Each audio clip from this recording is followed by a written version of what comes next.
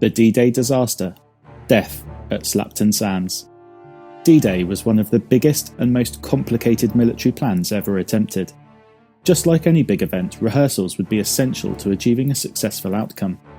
Throughout 1943, Allied planners were busy scouring Google Maps looking for parts of the UK that had similar geography to the Normandy beaches. An area similar to Utah Beach was found in the southwest of England at Slapton Sands in Devon. The authorities ordered almost 3,000 local residents to move out of the area to make way for the coming exercises. On the 22nd of April 1944, Exercise Tiger would see a full dress rehearsal for U-Force, who on D-Day would be landing on Utah Beach. Starting in Plymouth, the troops and equipment would board their landing craft.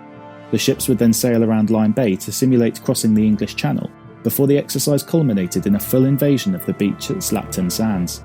The Royal Navy would provide protection to the fleet with a destroyer and several smaller ships to patrol the area.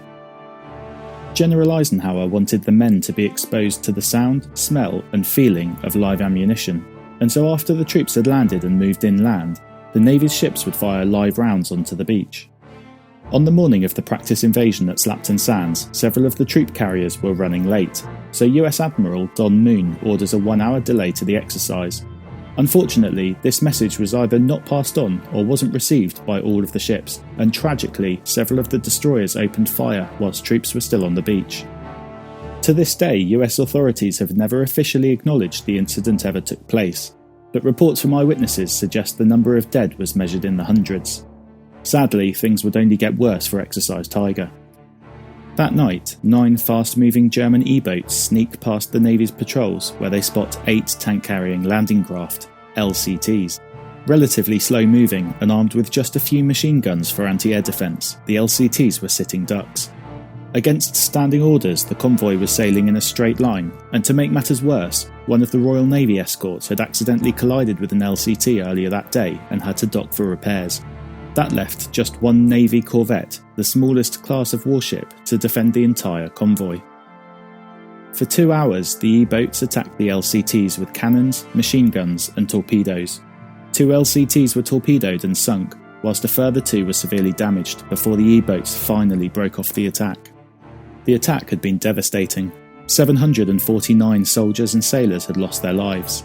A survivor would later describe the scene by saying there were so many men in the water that you could walk to the beach over their dead bodies. One reason the death toll was so high was because the soldiers hadn't been trained in how to correctly wear their life vests. Although this may sound basic, the reality was the men had so much equipment they couldn't physically fit the life jackets over their backpacks.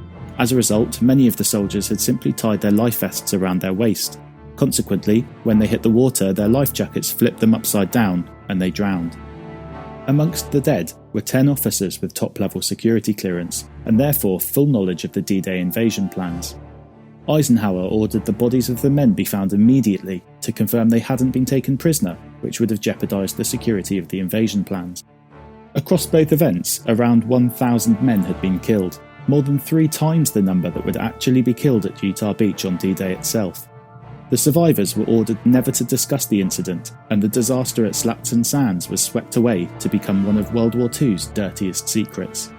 Please do help the channel out by clicking the thumbs up button and drop us a comment below if you enjoyed the video, and subscribe to the channel for more animated war stories.